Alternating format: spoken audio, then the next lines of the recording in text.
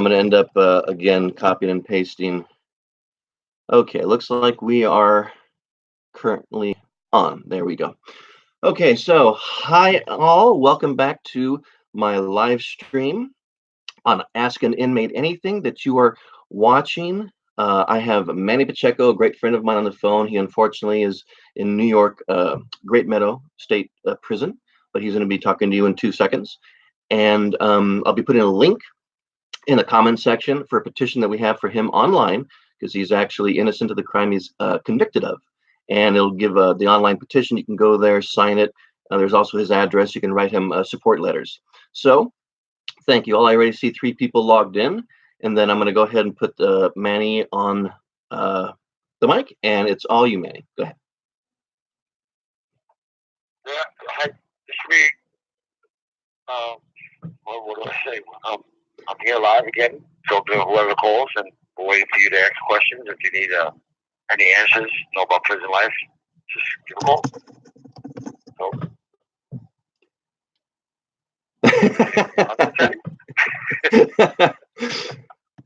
Well, that's part of it.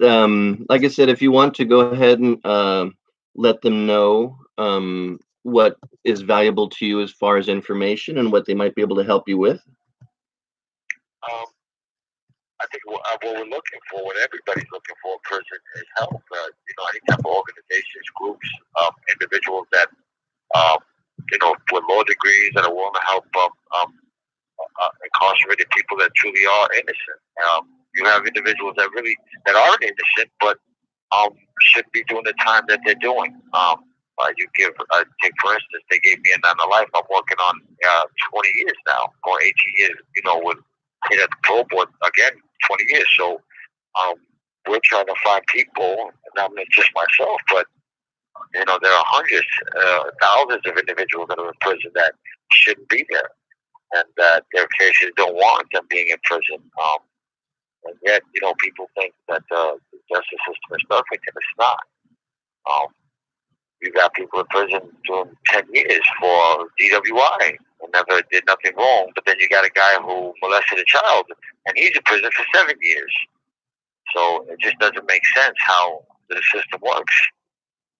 So we're looking for people, anybody out there that hears this, to contact my family and see if they can help us. My mom, is like a mother against a mother trying to help innocent sons in prison. She's fighting towards helping me to go home, and we need other mothers out there to do the same thing. Get together and advocate against the things that are happening. There's thousands of lives being lost, talented people locked up that shouldn't be here. But there's nobody out there that's listening, not enough. There's not enough people hear the pain or see the torture that goes on. And we need help. And it's not the prison system itself that's flawed, although we have flaws in prison. It's the justice system that puts us here. You have a lot of advantages being in prison. You go to school and you can educate yourself, and there's a lot of positive things that come from being in prison. But there's a lot of negative things about being in here that, there's nobody out there that's helping the ones that don't belong here, or not enough people are out there doing it. A lot of organizations want to help people just with DNA. You've got people in here that there's just no DNA or evidence at all that says that they did something wrong, and yet they're here. And it's easy for a person to accuse somebody these days. Just they point a finger and you're locked up. Yep. So we need help. Anybody that's out there that can help us, we need that help. And so, yes, and to briefly say thank you for everyone for watching. This is our second live stream. Our first live stream we did 2 weeks ago with Manny as well, and we've received about 87 views. I've seen a few signatures on the petition, so thank you for that. And then I'm doing this every 2 Sundays at 9 a.m. Pacific time. In 2 Sundays, we'll have somebody from California on. And then, if the demand gets higher, then I might be doing this every Sunday. So it's all you guys comment. And just let us know what you can do to help, or any questions, like Manny said, any questions that you have for him or anybody else. Just in general, if you want to find out anything about prison or county jail, that's the way to do it, because I talk to Manny all the time. So even if you're not watching the live stream, you can ask a question below in the comments, or comment on the video if this is not live to you, and then I can let him know the question later, and I'll get you the answer later. So this is what this live stream is about, to help connect people who are inside, wrongfully convicted, or just someone who needs help. They call in, and it's up to you guys to watch, to listen, and maybe you can help. So back to you, Manny. Yeah, so the thing is after going on 18 years, I've contacted probably every organization in New York City and some out of there.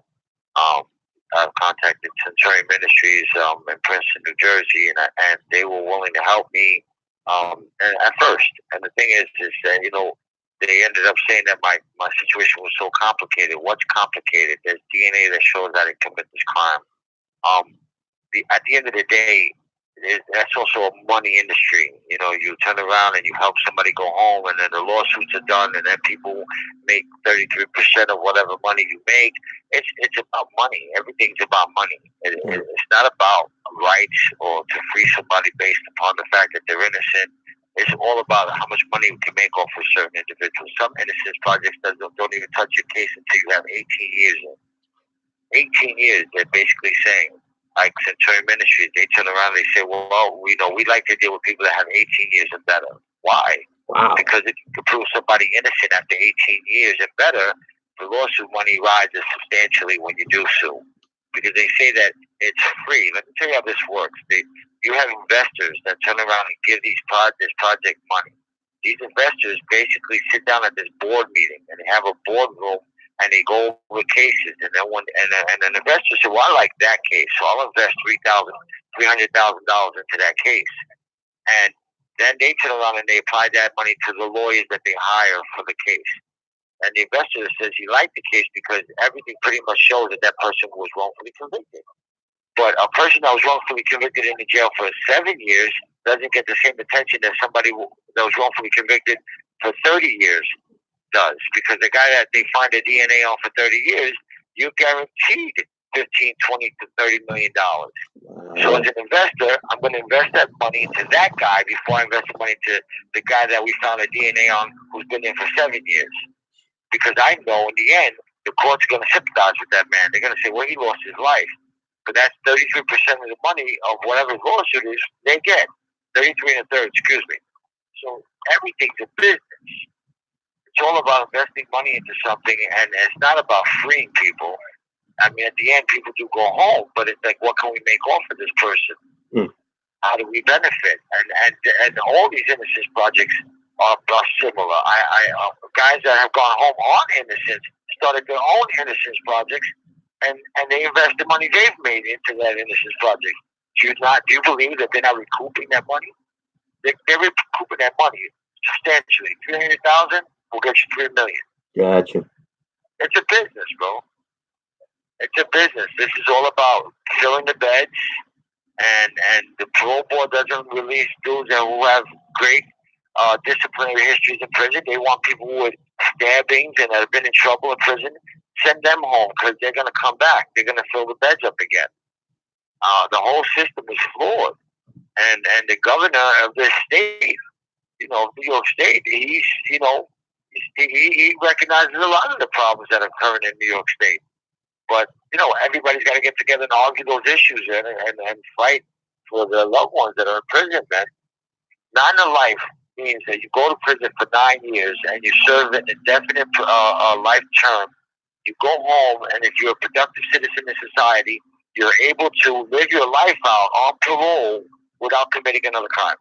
Well, the parole board, who is not a judge, who has no criminal, that they don't have no degree that the state or the New York State says you could give someone another sentence. Every time I go in front of them, they hit me with 2 years. I have no disciplinary history in jail, so you're resentencing me to another 2 years. So you didn't give me 9 to life. Now I'm at 11 to life. Then I hit again. 13 to life. Then I got hit again. And no matter how you look at it, every time I get hit, now I'm working on the double sentence. You have people in here that commit murder and get less time than I got for a crime that they accused me of that I did not commit 35 years ago. And I got 9 to life 18 years ago. And there's guys today that got flat 15, flat 18, and flat 20 for murdering people because they say, oh, well, I did it. No life on the back. So these guys are definitely going home, and they're not going to have no problem seeing the board. That doesn't make sense. I'm working on a second term right now for a crime I didn't commit, for disciplinary history that's excellent. All my paperwork is available to everybody. I'll send it to anyone to show them that I have an excellent disciplinary history, and yet they keep hitting inmates over and over and over and over. It's like there's no way to go home, Teddy. No matter what you do. Exactly, because it is a business, it's a money machine, and that's what drives everything. Yes. If a millionaire opens up a building and constructs the building to be a prison, he can rent beds to the government, and that's legal. We can rent beds to the government and put inmates in there. You got jails designed for just kids. It's a big business, man. Yeah. And that's what this is all about. This is about, let me point at this person, and this is how society is right now. I point at that person, say he did this. I point at that person, say he did this. You need no DNA. You need no proof. You just need a DA who's willing enough to go in front of a jury and lie and collaborate the evidence to make it look like this person committed the crime. Amazing. And it happens every single day. And the problem is that people don't believe it until it happens to them, or one of their family members gets locked up. Right. You know, and when you don't have family support, you don't have the things that you need, you do 18 years in prison. Well, you don't have certain avenues to go down. You have to, you know, you're working off of $6 every 2 weeks. And that's all you have to be able to get any type of materials that you need, to be able to get paper, to be able to mail things out. I mean, it's something that a person can do in the streets that could take a few weeks, takes us years. Exactly. Even when I was on parole supervision, to all those watching, I had so many conditions and restrictions that, just like what Manny said, is what now takes me about 5 minutes used to take me 2 weeks to do. It was ridiculous. And this is an issue. And again, it starts with the court system, and it starts with, you know, from there, you get locked up. Now you're in jail. You have no clue what's going on. The law says ignorance is not an excuse. That's retarded in itself. It is an excuse. From an uneducated person to a very educated person, one has an advantage over the other. And in prison, when you're here, the way it's designed, it's almost impossible for the ones that are educated to help the ones that aren't educated, because they're focused on their own cases. Mm-hmm. And they're focused on striving. So the uneducated individual has to spend 7, 8 years to learn. It takes a lawyer, 7 years before you can go to the bar exam? Right. So now you're in jail, and you only have limited access to a law library. You can get down there maybe once a week, twice if you're lucky, 3 times if you're blessed. And then you only have an excess amount of time in there, and then you're in there for whatever 2, 3 hours you're in there, and you have no clue what you're doing. You have to learn all these laws by yourself, what they mean, what's the purpose of this, what's the purpose of that, what does these letters mean, what is these words, everything has a meaning. And if you don't learn these things, language of law is crazy. The I and if change a whole sentence to a whole different definition and meaning. Gotcha. So if you don't learn these things that take educated college students who are smart as hell, 7 years to learn, and most of them don't even pass the bar. Now here you are coming off the streets with no education, coming to prison, and you have no clue how to defend yourself, and you have no family support. Or even if you were a hard worker in the streets, you use your hands, a mechanic, you were a waitress, a waiter, whatever the case may be, but you weren't educated in the books. And then you come to jail with no family support, then what? There's no way to go home. Quick question. Benny asked, what about the appellate courts? Can they overturn the decision? I don't know how that works. Appellate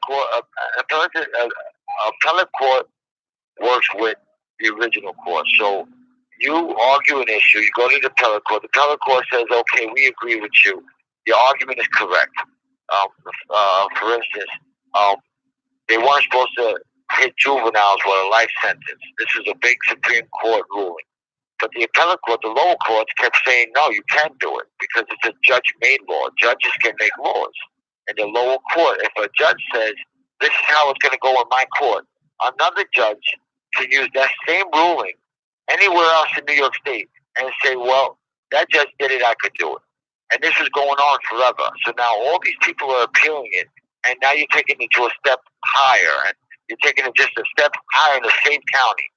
And now that county, who all these lawyers are friends and all these judges are friends, they get this paperwork and they say, well, this judge made this decision. We're going to go with that judge. But by the time you appeal that, and by the time you appeal that, and by the time you get to the Supreme Court, you've already done 25 freaking years. And then you got to wait on the Supreme Court if they even hear your ruling, because they take one case out of, and it's got to be a constitutional issue so great that it'll affect all laws, or that ruling on that law, it'll affect every case that comes before it. So, they can overturn a case, but you know what? It's highly unlikely that the appellate divisions overturn cases consistently. I look at 100 cases in the law library, and it's very rare that the appellate division overturns a case. All you got dudes with DNA that they don't overturn the case. They make individuals go to the federal courts because they don't want to open the floodgates. Because what happens is if the appellate division says, you know what, you're right, now they open up this door that allows hundreds and hundreds of other individuals with the same issue to step through that door. And nobody wants to do that, because then they're saying somebody was incorrect or wrong about the way they designed that law. Right. So it's like I said, it's a freaking business. It's a consistent. Oh, I didn't make this mistake. Well, I'm not going to admit that to this. And judges are looking at it like, wait a minute. If I say this, I'm going to have all these other people coming after me now because I'm opening up the floodgates. Just like the RICO law, you had people going to jail for having a gram of crack, and they were doing life. And then Russell Simmons, the producer of rap music, DMX and all these other groups, whatever they are, he came through and put thousands and thousands of dollars behind lawyers to fight this, because one of his rappers was incarcerated for life over that law. And you know what? He got it overturned. They said no, crack is not a separate substance to cocaine, and cocaine you can only get a year for that. It's just cooked differently, but it's the same chemical, same structure is the same. One can't exist without the other. So they changed that law after 7 or 8 years. They changed that law, and it opened the floodgates. Thousands of people that were sentenced under that law were going home, and it caused problems. It caused problems. It caused economic problems. It's crazy how this shit works. If you got a jail with 1,000 people and all the laws are fixed correctly, how many people would be in a jail? Let's say 500. Well, what happens to the officers and all the people that work in that jail? Well, you got to fill those beds. That's what this is about. It's about filling those beds. That's it. They've got the state prisons. They've got the privately owned facilities. I spent about 16 months in one of them, just because there's so much money there. They can even pay less to the security guards. The guards there didn't even have guns. They just had tasers, and so it's all a big money machine. And people like yourself get stuck in it, and it's insane. And like I said, what we need is people that'll help us. People that, I understand it's money. Everybody wants to make money, but there are people out there that truly are good people that, need to come forward and try to help. And it's sad because it starts with the family, and it shouldn't take DNA reports and It shouldn't take, you know, well, bottom line, the proof of innocence beyond a reasonable doubt for your own family to help you. And that's where it's got to really start. It's got to start with the family. And then from the family, we're able to find and contact people and go from there.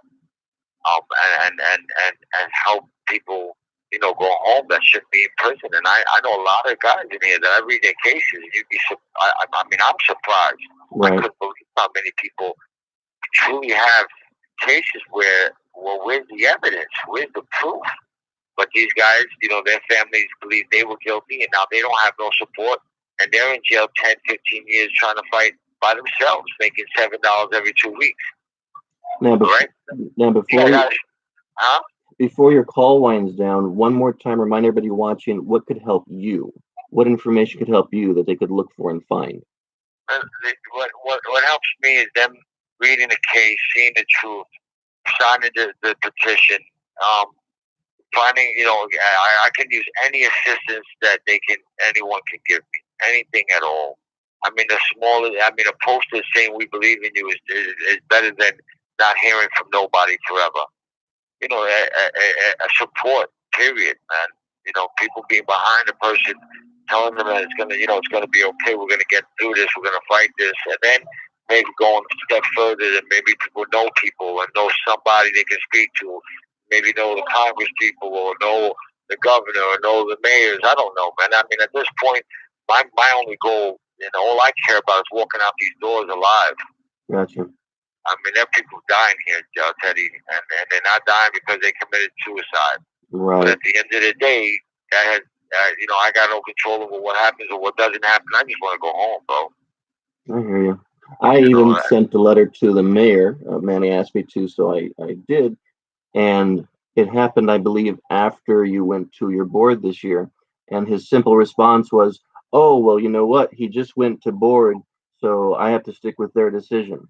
Even though I sent him the DNA report showing that you didn't commit the crime. And I was just aghast at that. It was amazing. So, as Manny's saying, if you know anybody in the, councilman, senator, anybody, and, all the support helps, any support helps. Well, I mean, Teddy, it starts with this. It starts with a simple person doing this through YouTube. And then it starts with other people speaking to other people and designing or opening up the website to sign a signature for the petition to free me.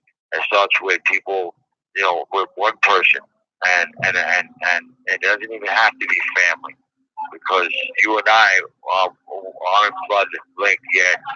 You did, an astronomical things for me to try to get me to go home and to try to have people listen and hear, even now. So that's how it starts, Teddy. It starts just like that. And it's sad that there's so many people in the world that don't care. Right. But, it starts like that, Teddy. One person makes a difference. And I didn't have that one person. Now I do. And then now I got my family helping, and I got other people out there striving to push to get me home. My Uncle Benny, who's on top of things and trying to go wherever he can. My mom, my brother in Georgia, who's doing the best that he can. So we're just you four right now. It makes a difference. It makes a difference. Well, I'm glad to be able to do something, bro. And I'm hoping with these live streams we'll get more comments and more help and more signatures. The petition's right there. That link, click on it, take you right there, sign it. We're here for you, buddy. Sorry it's been so long that a lot of people were not. We're gonna do what we can. Yeah. Well, one day at a time, Teddy. One day at a time. Like she said that I've had 18 one days at a time. Got you, buddy. No. Anything else you want to say, man? Well, I want people to just open their eyes and try to help their families, anybody that does listen to this, or if it gets to the people that have family members that are in jail that they haven't heard from, write to them. If they haven't spoken to them, help them have access to a phone to call them and speak to them. There's a lot of people that, don't deserve to be abandoned by no one. It's sad when you have nobody in your life. So If there's friends out there or people that are listening that have family members in jail, just get in touch with them and let them know you're thinking about them. Because out of sight, out of mind, it's really sad. It should be that way. Yeah, this prisons are the one thing that keep the post office going because we actually have to use stamps to send a letter into somebody. We can't just email. Some prisons do have tablets that you can email. But yeah, on that petition link, click on it. His address is there. Send him a letter. If you're a stranger watching this live stream, just kind of curious, send him a letter and say hi. So Manny, saw your thing and just wanted to say hi. That would bring up anyone's spirits so much to get a letter from a stranger just saying hi. Right now, Teddy, I just want to thank my family and everybody my family for supporting me right now. So, other than that, man, I thank you, Teddy, for everything you're doing. But I'm gonna have to go, so I will let you go on to your. So how long we been on right now? You have 1 minute left. There you go. 25 minutes. I got one. We got 1 minute left. Anyways, everybody that's listening, thank you very much for listening. Whoever listens to this, help. Please help. And if you want, you can call back after this. I'll be off the live stream if you just want to talk, bro. All right, Teddy. All right, buddy. Love you. Love you too. Bye. The caller has hung up. All right, guys, I'm going to wrap up this live stream. Thank you so much. That was Manny Pacheco, Manuel Pacheco. Check out the link over here. Go sign the petition, send me a letter, say hi. Love you all for watching, and I'm not going to re-edit this. This was all pure content. So just do me a favor, leave a like, leave a comment. If you're not subscribed, subscribe to this channel. I do this every 2 weeks, and I'm trying to build my subscriber base. So that's it. Thanks for watching, and we will see you in 2 weeks. It's going to be with Diablo from Chowchilla prison out here in California. See you in 2 weeks.